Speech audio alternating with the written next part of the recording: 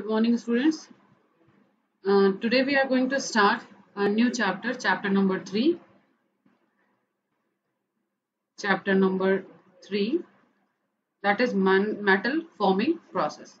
Before starting metal forming process, what are the metal forming process? We should know that what are the process and what is the need of this metal forming process. metal forming होता क्या है और इसकी हमको जरूरत क्या क्या पड़ती है. ठीक है, मेटल फॉर्मिंग प्रोसेस बहुत प्रकार के होते हैं, उसमें हम पहले डिटेल में नहीं जाएंगे, सिर्फ अभी इंट्रोडक्शन पार्ट में ही हम रहते हैं और ये जानने की कोशिश करते हैं कि किस तरह से मैकेनिकल मशीनिंग प्रोसेस में ये हमको हेल्प करता है और ये होता क्या है. ठीक है, देखिए एक्चुअली कुछ भी चीज बनाने के लिए हमको जरूरत पड़ती है रॉ मटेरियल्स की. रॉ मटेरियल मतलब कि किसी भी रॉ मटेरियल मतलब क्या, कच्चा माल. ठीक है, हमको किसी भी चीज को बनाने के लिए हमको कच्चे माल की जरूरत पड़ती है. वो कच्चा माल हमारी जरूरत के हिसाब से कुछ भी हो सकता है.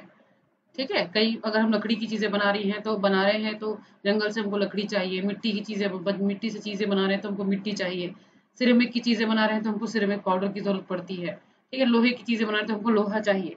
ठीक है, तो क्या होता है, ये जो रॉ मटेरियल रहता है हमारा यानी कच्चा माल हमको दो प्रकार से मिलता है. ठीक है, उसके सोर्सेस दो तरह के, एक तो नेचुरल होता है और दूसरा होता है सेकेंड वन इज आर्टिफिशियल. ठीक है, तो नेचुरल चीजों में जो हमको नेचर से प्राप्त होती है, जो हमको प्रकृति से मिलता है, उसको हम वो सारी रॉ मटेरियल्स आ जाते हैं नेचुरल कैटेगरी में. आर्टिफिशियल चीजों में जो हम बनाते हैं खुद, जैसे कि आपकी अलॉयड मटेरियल. ठीक है, अलॉयड मटेरियल मतलब आपका मिश्रित धातु.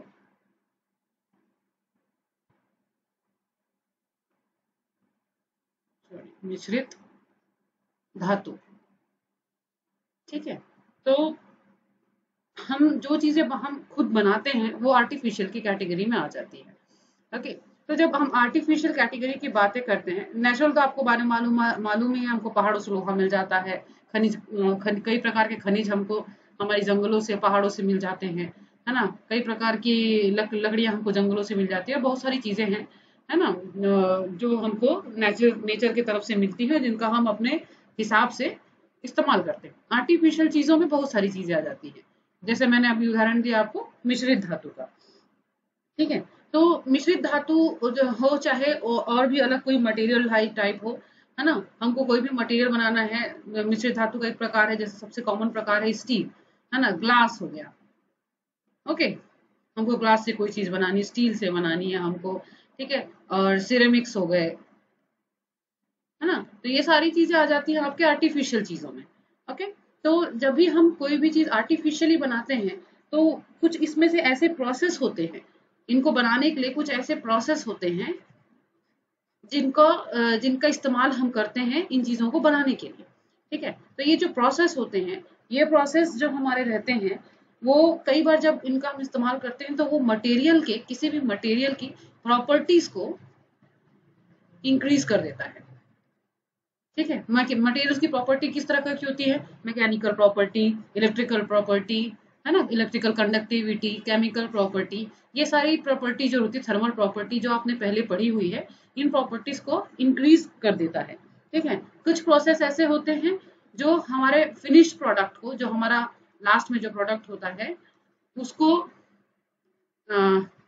उसके सरफेस फिनिश को इंक्रीज कर देते हैं. उसका सरफेस फिनिश काफी अच्छा होता है.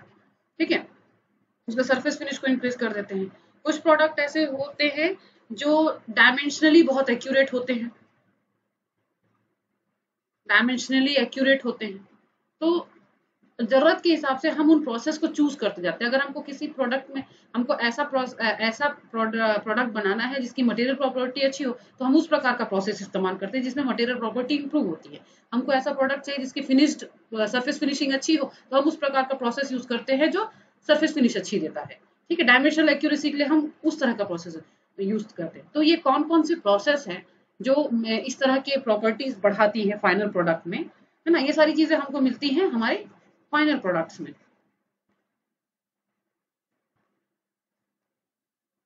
ठीक है, तो उसी के बारे में अब हम आगे चल के पढ़ेंगे. तो इसमें बहुत सारे प्रोसेस हैं. वो कौन कौन से प्रोसेस हैं वो हमको जानना होगा। और इन्हीं सारे प्रोसेस को एक साथ जब हम रखते हैं मेटल बनाने के लिए इस्तेमाल करते हैं, तो उन सारे प्रोसेस को हम नाम देते हैं मेटल फॉर्मिंग प्रोसेस। ठीक है, मेटल फॉर्मिंग प्रोसेस का मतलब क्या है?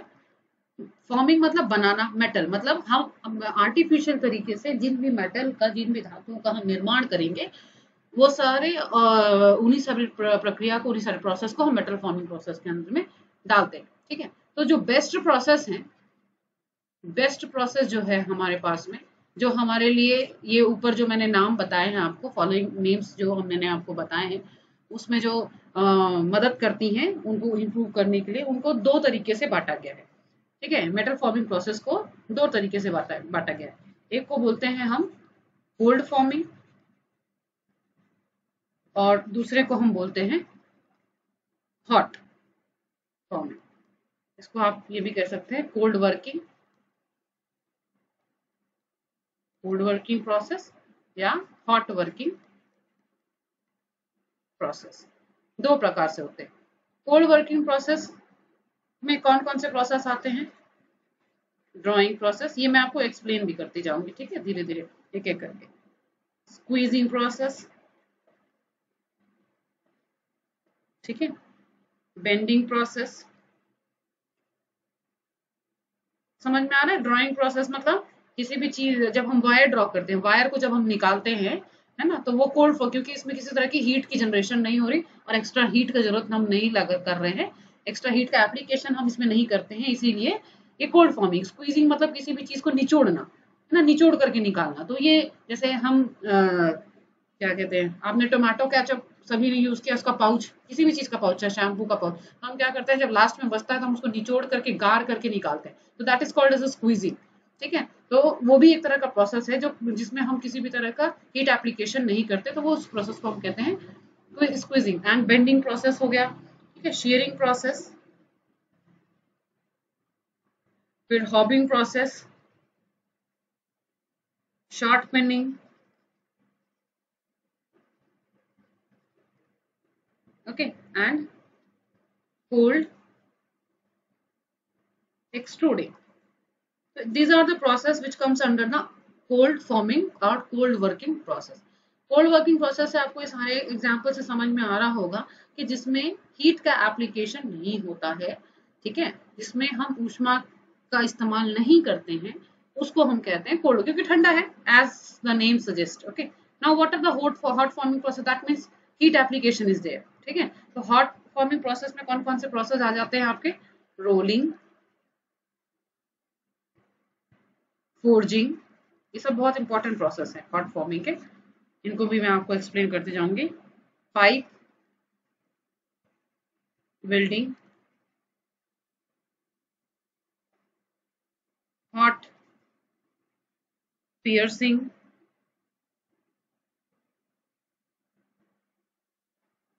हॉट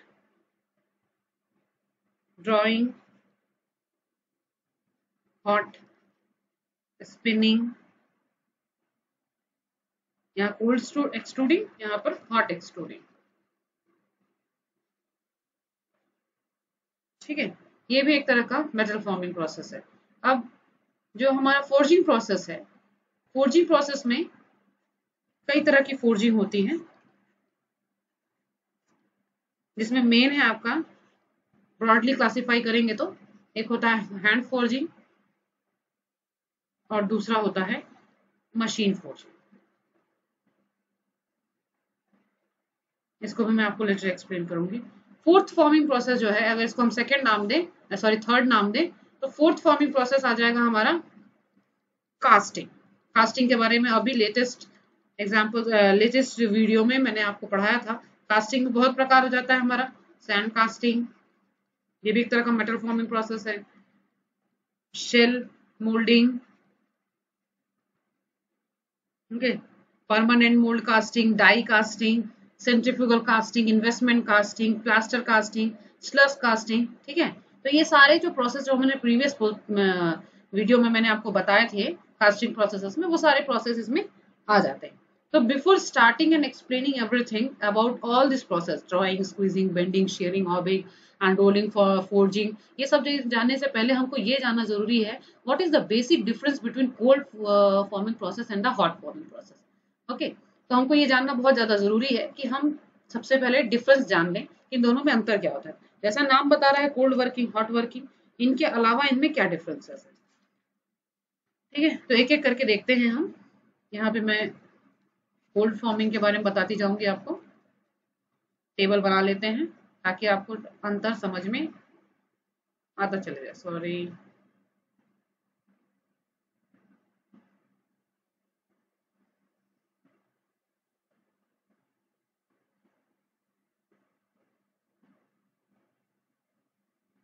इसमें हम कोल्ड फॉर्मिंग के बारे में पढ़ेंगे और यहाँ पर हम लिखते जाएंगे हॉट फॉर्मिंग के बारे में.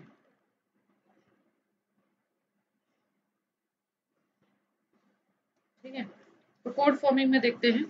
कोल्ड वर्किंग प्रोसेस में कोल्ड वर्किंग का टेम्परेचर क्या होता है. Cold working is done at a temperature below the recrystallization.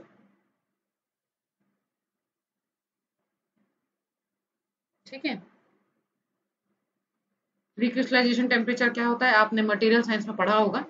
ठीक है, hot working process. Hot working process में क्या होता है, जो टेम्परेचर होता है, मैं शॉर्ट में लिख रही हूं आपको, temperature is about the recrystallisation temperature. देखिए जैसा नाम देना है ना उसी के हिसाब से. रिक्रिस्टलाइजेशन टेम्परेचर में कंफ्यूज होने की जरूरत नहीं. रिक्रिस्टलाइजेशन मतलब नए क्रिस्टल फॉर्म होते हैं. ठीक है, कोल्ड वर्किंग प्रोसेस में जो एक टेम्परेचर होता है, जब भी हम मेटल, किसी भी मेटल को हम गर्म करते हैं तो धीरे धीरे गर्म होते होते होते एक ऐसे स्टेज पे चला जाता है जहां पर उसके जो ग्रेन्स है वो अपने आप को बदलने लग जाते हैं. तो उसको हम उसका शेप साइज जो है या तो फूलेगा, है ना, फूलने लग जाता है, उसके शेप साइज चेंज होने लग जाते हैं. तो उसको हम कहते हैं रिक्रिस्टलाइजेशन. मतलब उसमें ट्रांसफॉर्मेशन शुरू हो जाती है. तो ट्रांसफॉर्मेशन शुरू होती है तो उसकी प्रॉपर्टीज चेंज होनी शुरू हो जाती है. ठीक है, तो कोल्ड फॉर्मिंग प्रोसेस जो है उस टेम्परेचर के नीचे जिस फॉर्मिंग प्रोसेस को हम करते हैं उसको हम कोल्ड फॉर्मिंग प्रोसेस करते हैं. और हॉट फॉर्मिंग प्रोसेस मतलब क्या होता है, उस टेम्परेचर के ऊपर. ठीक है, यानी उसमें चेंजेस होते हैं, प्रॉपर्टीज में काफी चेंजेस आ जाते हैं. ठीक है, उसमें उसको कहते हैं रिक्रिस्टलाइजेशन टेम्परेचर. रिक्रिस्टलाइजेशन मतलब नए क्रिस्टल फॉर्म होना. ठीक है, temperature at which new crystals और the new grain formation takes place. Okay, second difference देखते हैं. What is difference between this one. Hardening is not eliminated. ठीक है, as ओके, यहाँ पर हार्डनिंग प्रोसेस को हम एलिमिनेट नहीं करते, मगर इसमें एक चीज होती है, it is accompanied. So this is एक प्रकार की हार्डनिंग होती है इसमें. This is always accompanied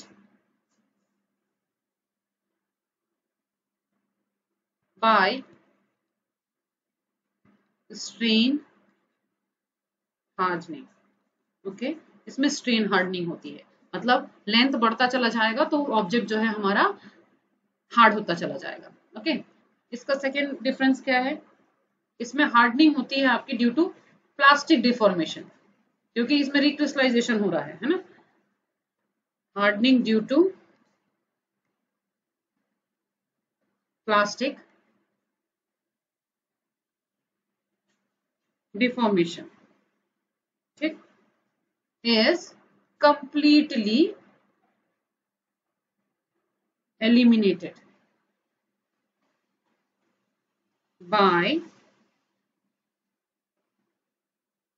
recovery and recrystallization, क्योंकि इसमें रिक्रिस्टलाइजेशन नहीं होता है इसलिए यहाँ पे हार्डनिंग जो होती है वो स्ट्रेन हार्डनिंग की वजह से हो जाती है। ठीक है, ऑब्जेक्ट जो है हार्ड हो जाता है। यहाँ पर क्या होता है, जो ऑब्जेक्ट बनता है उसके हार्डनेस जो होती है वो प्लास्टिक डिफॉर्मेशन की वजह से होती है, मगर उस हार्डनेस को हम रिकवरी और रिक्रिस्टलाइजेशन के जो जो हमारा मेटलर्जिकल प्रोसेस होता है उसके थ्रू हम उसमें जो हार्डनेस पैदा होती है हार्ड फॉर्मिंग में उसको हम रिमूव करने में कामयाब हो पाते हैं। Okay, third, cold working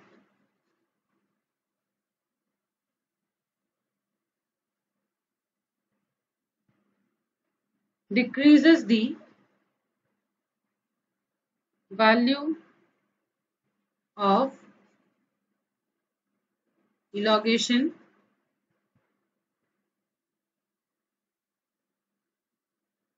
reduction in area and impact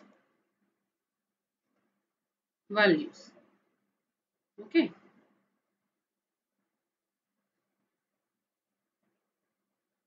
and impact values. Third difference इसमें, इलोंगेशन मतलब लंबा, ठीक है, decreases the value of elongation, कम लंबा होता है, रिडक्शन इन एरिया पतला होता जाता है और इसकी इम्पैक्ट वैल्यू, ठीक है, यानी झटका ज्यादा नहीं सह पाता। Okay, mechanical properties like elongation, like elongation, reduction in area and impact values are improved. Okay, impact values are improved. Fourth difference देखते हैं, सॉरी, फोर्थ डिफरेंस देखते हैं।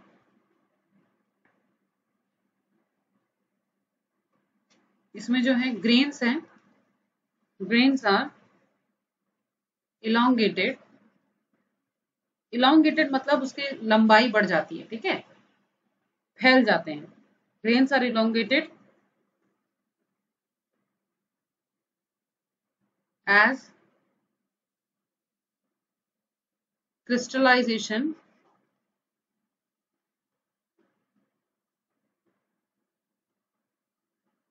does not takes place.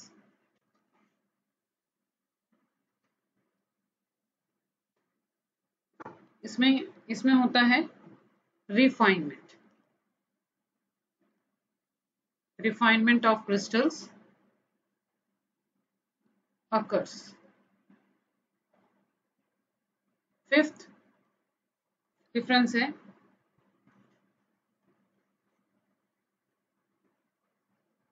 uniformity of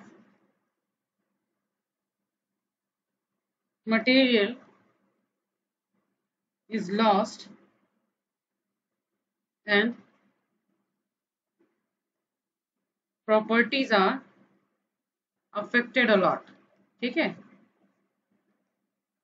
जैसे कि uniformity of material है ना, क्योंकि हम उसको कोल्ड फॉर्मिंग प्रोसेस में हीट का रिक्रिस्टलाइजेशन टेम्परेचर नहीं होता है, रिक्रिस्टलाइजेशन टेम्परेचर के नीचे ही काम होता है, इसलिए जब हम उसको पीटते हैं किसी भी तरह का आकार देने के लिए या खींचते हैं या लंबा करते हैं, है ना, तो उसकी यूनिफॉर्मिटी डिस्टर्ब हो जाती है और उसके कारण उसके जो मैकेनिकल प्रॉपर्टीज होती है वो काफी ज्यादा हद तक प्रभावित होती है, ठीक है, मगर इसमें अलग होता है। आपका इसमें होता है यूनिफॉर्मिटी बढ़ जाती है, uniformity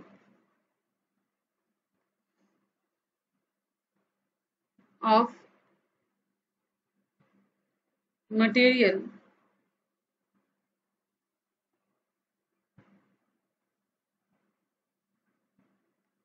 is promoted. Uniformity of material से हम क्या समझेंगे कि जैसे ये मान लीजिए हमारे पास में छोटे छोटे ग्रेन्स है हमारा, ओके, ये मान लेते हैं हम कि किसी मटेरियल का माइक्रोस्कोपिक स्ट्रक्चर है। अब हमने इसमें मान लीजिए हथौड़े से हमने इसको पीटना शुरू किया तो ये क्या होगा, धीरे धीरे चपटा हो जाएगा और ये ग्रेन्स कैसे हो जाएंगे, इस तरह से लंबे लंबे।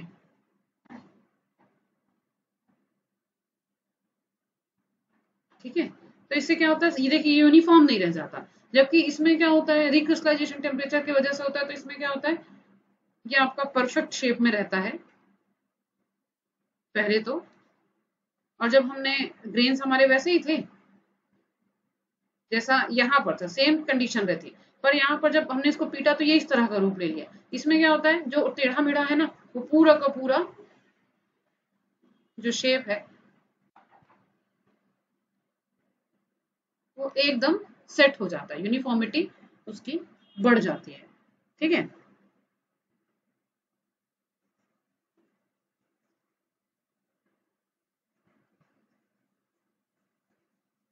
दिस इज द यूनिफॉर्मिटी का छोटा सा एग्जांपल मैंने दिया आपको।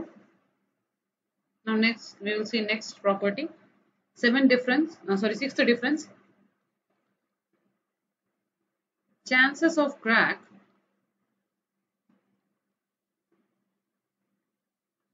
propagation is more। ठीक है, आप जब भी कोड वर्किंग प्रोसेस के बारे में सोचते हैं तो अभी क्योंकि मैंने ज्यादा बताया नहीं, तो आप ये समझ सकते हैं कि किसी भी हथौड़े से लेकर के आप किसी भी मेटल को पीटिए, है ना, कि रॉड को पीटिए चाहे किसी शीट को पीटिए, तो वो एक तरह का कोल्ड वर्किंग प्रोसेस ही है, क्योंकि उसमें आप किसी भी तरह की ऊष्मा का इस्तेमाल नहीं कर रहे हैं, हीट जनरेशन नहीं, सॉरी हीट एक्सट्रैक्शन नहीं कर रहे हैं आप, और उसके शेप को चेंज करने के लिए किसी भी तरह से हम हीट का इस्तेमाल नहीं कर रहे हैं, गर्म नहीं कर रहे हैं उस चीज को, क्योंकि सिर्फ हथौड़े से पीट पीट कर ही उसे अपने अनुरूप हम उसको शेप और साइजेस में चेंजेस ला रहे हैं, तो वो हमारा कोल्ड वर्किंग प्रोसेस है। तो जब हम उसमें पीटते जाते हैं तो chances of crack is more, है ना, क्योंकि वो कैलकुलेटेड अमाउंट नहीं होता है। ओके, मशीन से करेंगे तो अलग बात है, अगर हैंड से कर रहे हैं तो कैलकुलेटेड अमाउंट नहीं होता है। ओके, इसमें क्या होता है, cracks and unoxidised below holes are welded up। अब क्या होता है, अगर मान लीजिए हॉट वर्किंग प्रोसेस में हम उसको गर्म कर रहे हैं, मेटल को हम गर्म कर रहे हैं, ये मान लीजिए हमारा मेटल है और यहाँ पर उसमें छोटा सा एक क्रैक है। ओके, हमने यहाँ पर हीट एप्लीकेशन किया, तो ये क्या होता है, गर्म होता जाता है मेटल, तो धीरे धीरे क्या होता है, इस जब मेटल गर्म होता है तो ये जो क्रैक है ये भरना शुरू हो जाता है, क्योंकि मेटल पिघल करके आपस में चिपकना शुरू कर देते हैं और अंत में ये आपस में इस तरह से दिखते हैं, है ना, क्रैक जो है धीरे धीरे कम होता जाता है और उनको उसको हम कहेंगे वेल्डिंग अप, है ना, आपस में मेटल चिपक जाते हैं, तो क्रैक जो है वो फुलफिल हो जाता है। ओके, किसमें होता है ऐसा, हॉट वर्किंग प्रोसेस में। Now let's see 7 difference, internal and residual stresses are produced। Okay, हम किसी भी चीज को पीटते हैं ना तो उसके अंदर में एक इंटरनल स्ट्रेस डेवलप हो जाता है, क्योंकि हम जहां पर पीटते हैं वहां पर तो वो चपटा हो जाता है, मगर किनारे किनारे पर वो सिकुड़ जाता है। ठीक है, टेंसाइल और कंप्रेशन। ठीक है, तो जहां पर वो सिकुड़ता है वहां पर एक तरह का तनाव पैदा हो जाता है, जिस तनाव की वजह से वहां पर उसके टूटने के चांसेस काफी बढ़ जाते हैं, तो उसको हम कहेंगे इंटरनल एंड रेसिडुअल स्ट्रेसेस। यहाँ पर क्या होता है, उस इंटरनल और रेसिडुअल स्ट्रेसेस को खत्म करने के लिए हमको क्या करना पड़ता है, उसको फिर से गर्म करना पड़ता है, ताकि जहां पर वो सिकुड़ा हुआ है वो फैल जाए, वो फैल जाता है तो इंटरनल और स्ट्रेसेस जो है कम हो जाते हैं। तो यहाँ पर क्योंकि ये हॉट वर्किंग प्रोसेस है ऑलरेडी, तो यहाँ पर इंटरनल स्ट्रेसेस जो है कम होते हैं या नहीं के बराबर होते हैं। Internal and residual stresses are not produced। Let's see the eighth difference,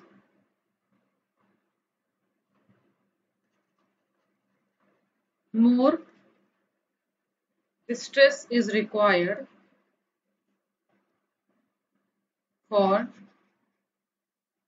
deformation.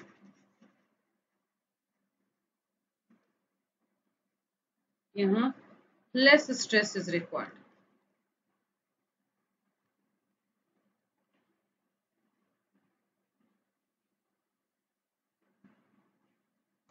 Ninth, no oxidation.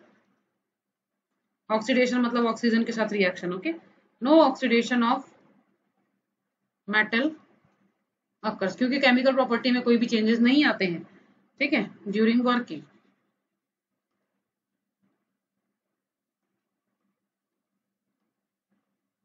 यहाँ पर हैवी ऑक्सीडेशन हो जाता है,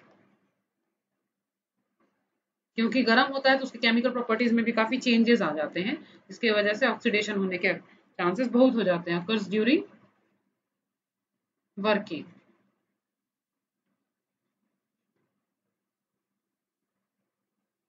टेंथ डिफरेंस देखते हैं. Surface decarburization in steels does not occur. Okay, decarbonisation मतलब सतह से, सरफेस मतलब सतह, सतह से कार्बन की मात्रा स्टील में इसमें कम नहीं होती है, जबकि इसमें क्या होता है,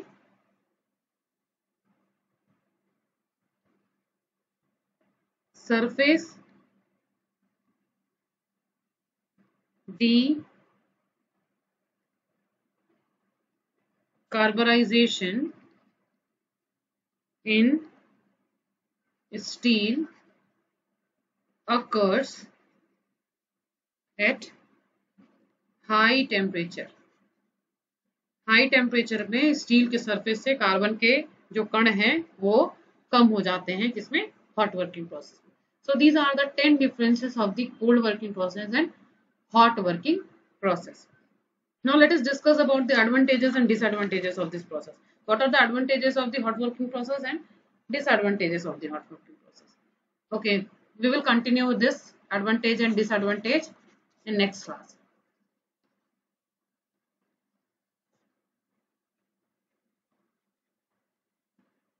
Thank you all of you.